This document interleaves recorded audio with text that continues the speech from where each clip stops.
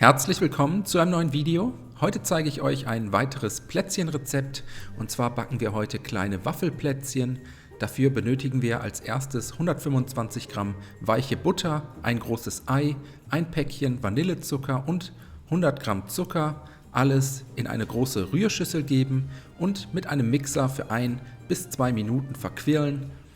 Als nächstes kommen die restlichen Zutaten dazu: 200 Gramm Mehl, einen Teelöffel Backpulver und eine kleine Prise Salz.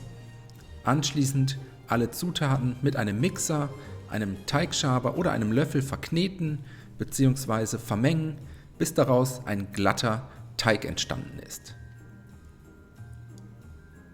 Den Teig können wir nun abbacken. Dafür heizen wir ein Waffeleisen vor. Ich habe Stufe 3 von 4 verwendet. Das Waffeleisen mit etwas Öl oder Butter einfetten und sobald es aufgeheizt ist, können wir die Plätzchen backen.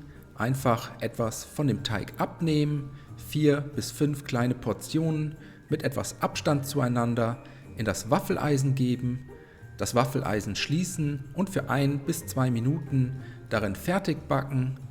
Der Teig sollte für etwa 50 Plätzchen ausreichen.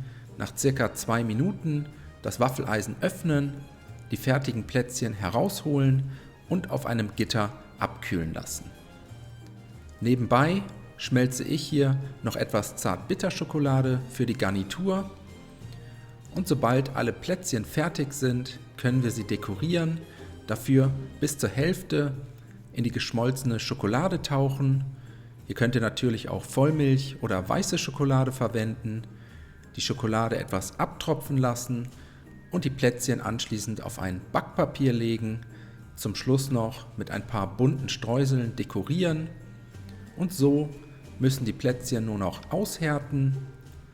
Danach könnt ihr sie servieren oder aber ihr verstaut sie in einer Plätzchendose. Ich wünsche euch auf jeden Fall schon mal viel Spaß beim Nachbacken, guten Appetit, bis zum nächsten Mal.